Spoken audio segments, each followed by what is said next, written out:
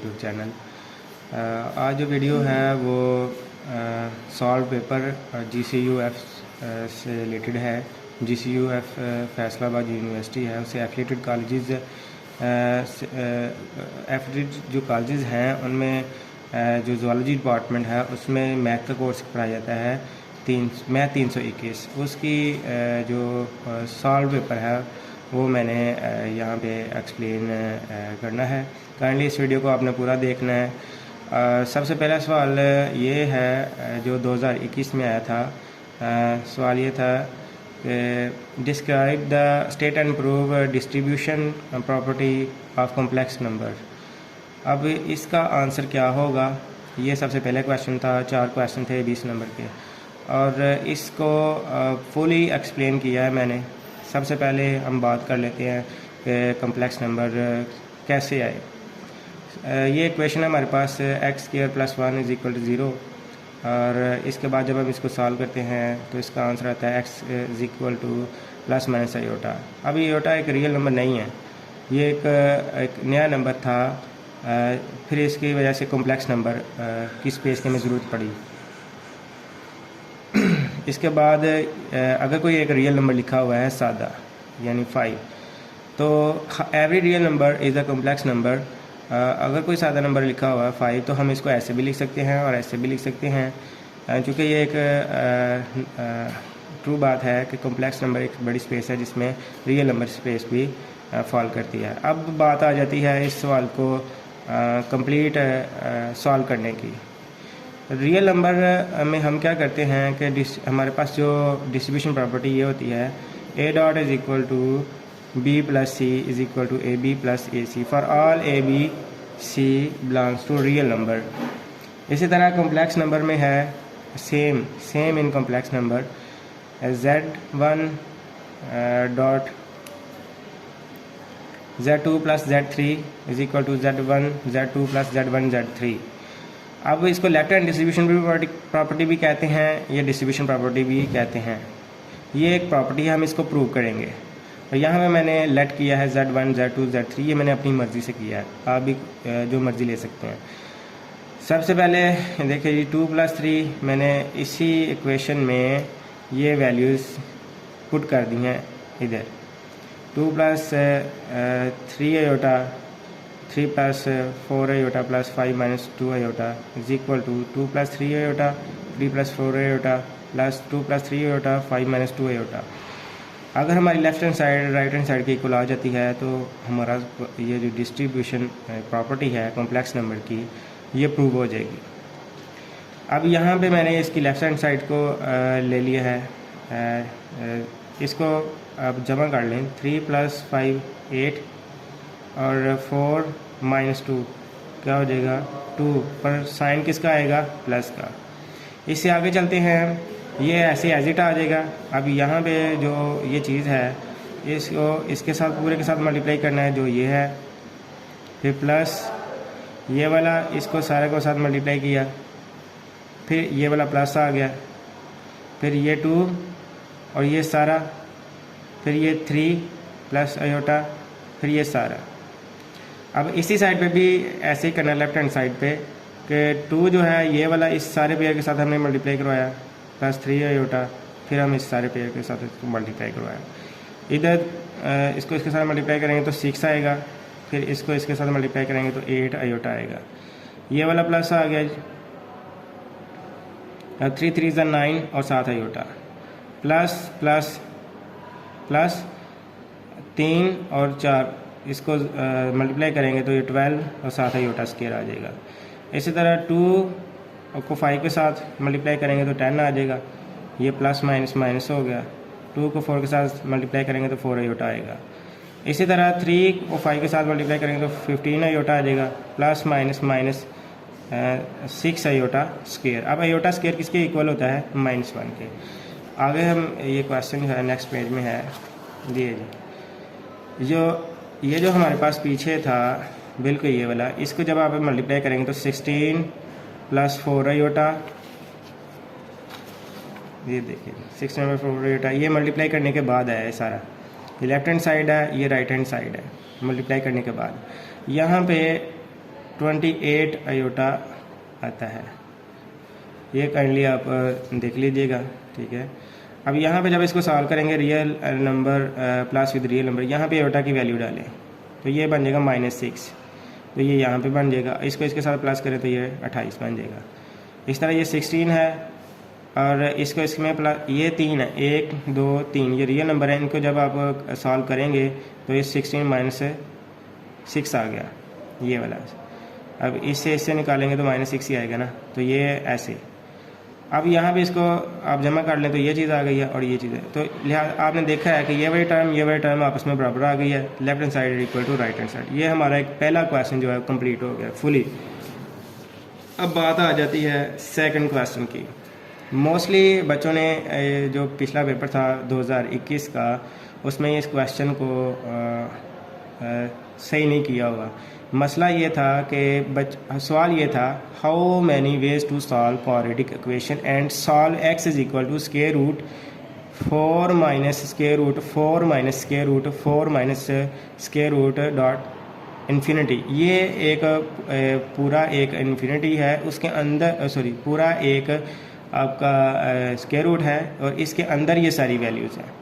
इसको सॉल्व करना कैसे सॉल्व करना है ये सारा प्रोसेस मैंने बताया है। मोस्टली बच्चों ने ये पीछे जो है इसमें मिस्टेक की होगी और अब ये मैंने पूरा सॉल्व किया है, काइंडली इसको देख लें।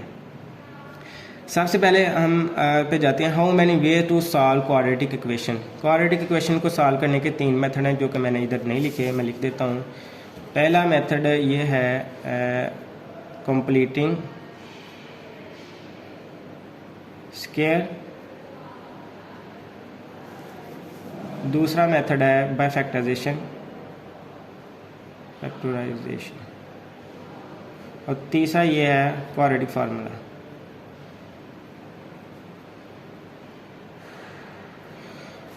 अब ये आप 3 नाम लिखने के बाद क्वेश्चन का एक हिस्सा मुकम्मल हो जाएगा। अब ये सवाल है ये वाला, इसको हमने सॉल्व करना है।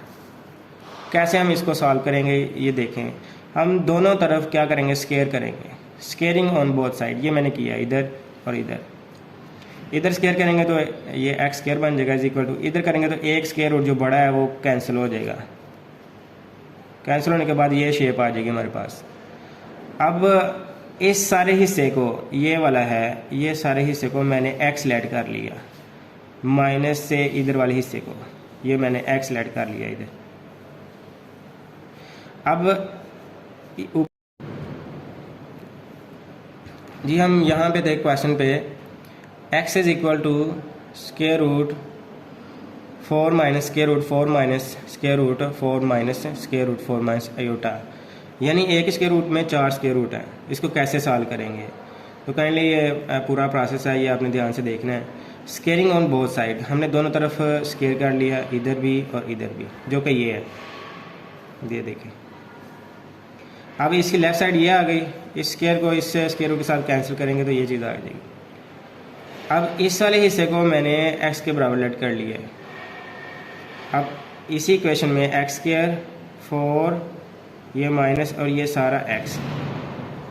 अब इस राइट हैंड साइड को उठाकर आपने लेफ्ट हैंड साइड की तरफ लेके जाना है और इसके आगे क्या होगा कि आपने सॉल्व कर लिया इसको और आपने क्वाड्रेटिक फार्मूला यूज़ कर लिया, ठीक है। ये a का कोफिशिएंट 1 होगा, b का कोफिशिएंट 1 होगा, c माइनस, ये फार्मूला है quadratic formula, x is equal to minus b plus minus square root b square minus 4ac over 2a। अब माइनस b की वैल्यू 1 है, ये प्लस माइनस b की वैल्यू यहाँ पे पुट की 4 वैसे ही आ गया। a जो है a की जगह क्या आ गया 1 आ गया और c की जगह ये, और नीचे भी 2 और a की वैल्यू हमने डाली। इसके बाद जो है वो ये हुआ कि इज इक्वल टू करके -1 प्लस माइनस, अब यहाँ पे 4 क्या हो जाएगा प्लस 4 माइनस माइनस प्लस और 4 16 हो जाएगा और ये बटे के नीचे 2 आ जाएगा। अब इसको 1 प्लस 16 है जो स्क्वायर रूट के अंदर है, हमने इसको सॉल्व कर लिया, ये चीज़ आ गई। अब यहाँ पे प्लस माइनस करके ये चीज़ लिखी हुई है। असल में जो क्वाड्रेटिक इक्वेशन है जिस पॉलीनोमियल की डिग्री 2 हो उसे क्वाड्रेटिक बोलते हैं, और जितनी इसकी डिग्री हो उतने इसके सोल्यूशन होते हैं। तो मैंने इसको सेपरेट लिख लिया। अब ये दूसरा सवाल आपका जी कंप्लीट हो चुका हुआ है। काइंडली आपने इसको पूरा जो है वो फॉलो करना है। बात आ जाती है जी थर्ड क्वेश्चन की, ग्रामर रूल की। ये बहुत टेक्निकल क्वेश्चन उन्होंने डाला था। सवाल ये है कि use grammar rule to solve the following system. First equation है x + 2y = 4, 2x - y = 1, 2x - 3y = -1। होता है ग्रामर रूल में सबसे पहले हम डिटर्मिनेंट कैलकुलेट करते हैं।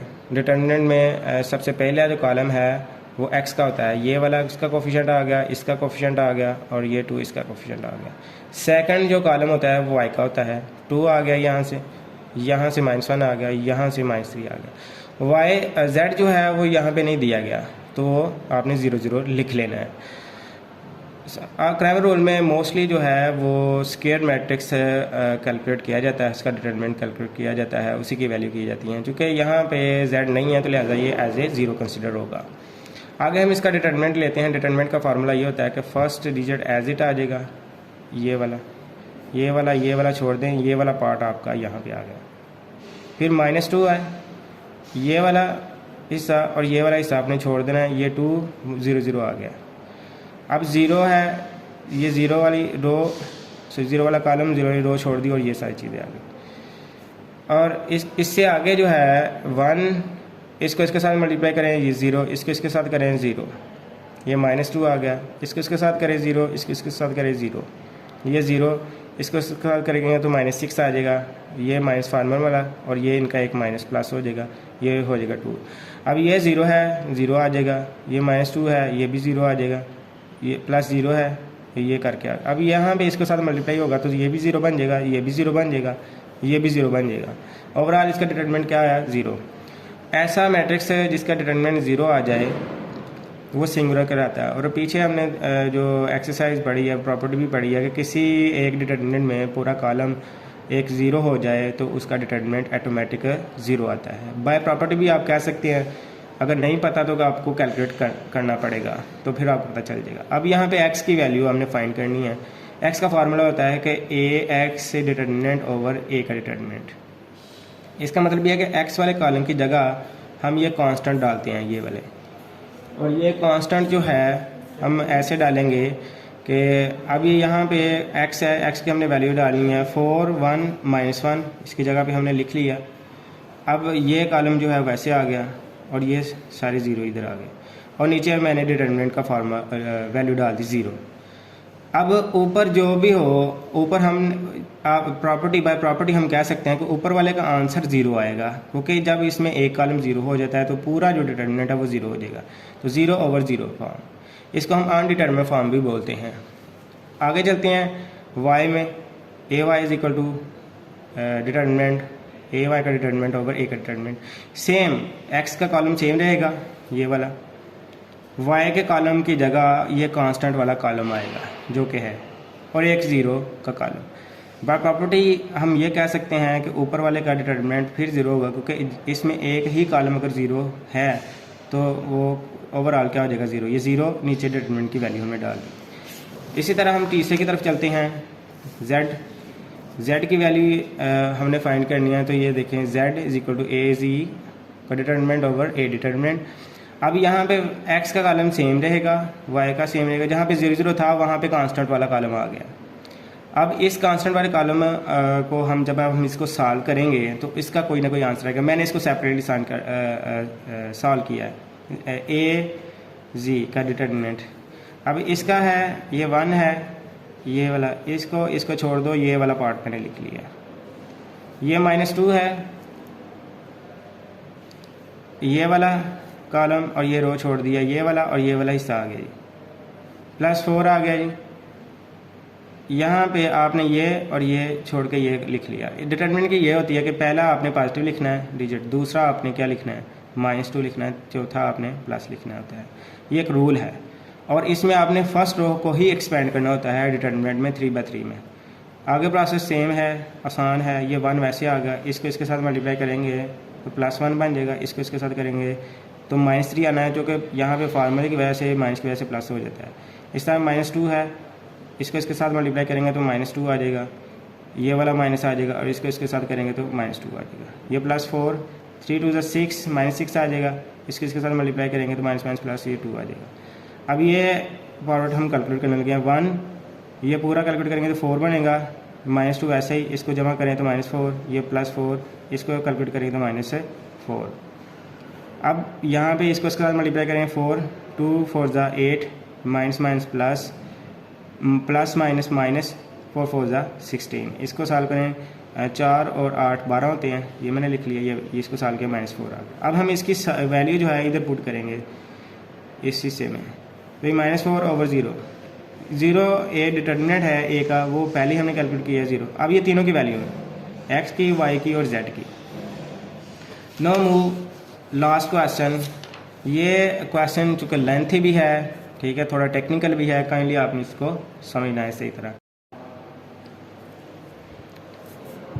लास्ट क्वेश्चन है जी हमारा, what is the difference between arithmetic, geometric and harmonic progression. इसको ज़रा थोड़ा समझना है, टेक्निकली है, इसको मैंने पूरा प्रॉपर सॉल्व किया हुआ है, काइंडली इसको आपने पूरा देखना है। अरिथमेटिक प्रोग्रेशन एपी, पहले मैंने इसकी सब की डेफिनेशन, फार्मूला और एक एग्जांपल की हुई है, देख लीजिएगा। अरिथमेटिक प्रोग्रेशन की बात करते हैं, इसकी डेफिनेशन ये है, a sequence an is an arithmetic progression AP, an minus a n minus 1 is the same number for all n belongs to capital N and n greater than 1 dot the difference an minus 1 n is greater than 1, that is the difference of two consecutive terms of AP arithmetic progression is called the common difference and usually denoted by D। और इसका formula ये है जो general formula हम mostly use करते हैं, an is equal to a1 plus n minus 1 d। इसके बाद एग्जाम्पल है, जैसे कि हम पहुंचे थे, ये हमारा जो फार्मूला है an is equal to a1 plus n minus 1 d। a1 की वैल्यू पीछे मैंने बताई है, ये 2 है और d की वैल्यू 3 है। इसको सॉल्व करेंगे 3n minus 3, ये एज इट 2 आ जाएगा नीचे, इसको और इसको जमा करें तो ये -1 बनता है। n टर्म आ गई, अब n की जगह हमने 4 करना है तो हमारा ये आंसर आ जाएगा 3 × 4 - 1 = 12 - 1 = 11। ये सीक्वेंस मैंने डाल दिया।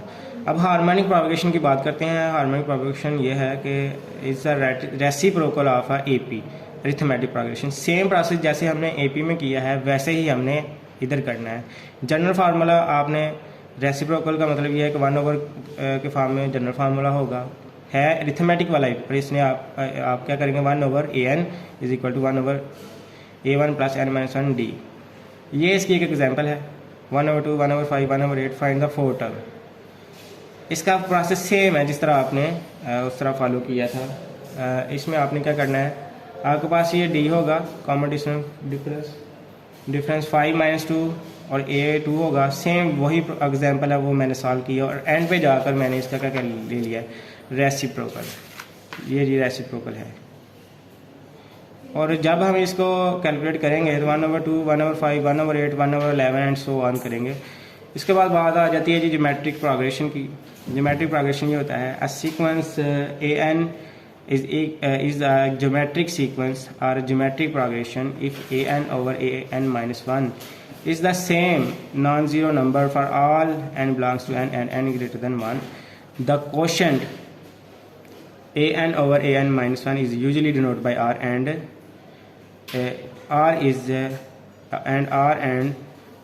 is called common ratio of GP condition an - 1 is not equal to 0। अब ये इसका जनरल फार्मूला है, an = a1 r - 1। ये इसकी एग्जांपल है। इसमें जो r होता है वो आप निकालते हो second term over first term = 2। अब an, ये फार्मूला है, an = an r n - 1 है, ये वही an है, an है, a1 की जगह आपने पुट किया ये फार्मूला, अब r की जगह आपने पुट किया n - 1 है। अब n वैसे ही आ जाएगा। अब n हमने 4 टर्म कैलकुलेट करनी है तो 4 आप पुट करें n की जगह।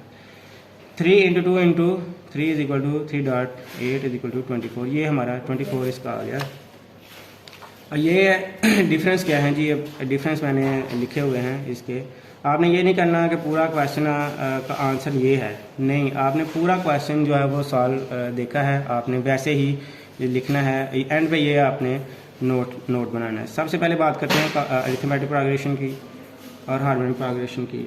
इसमें यह होता है कि आपने सबसे पहला है कॉमन डिफरेंस, ठीक है। इसमें कॉमन डिफरेंस डी से ज़ाहिर करते हैं second term minus first term, और इससे में कॉमन टर्म हम फाइंड करते हैं सेकंड टर्म और फर्स्ट टर्म।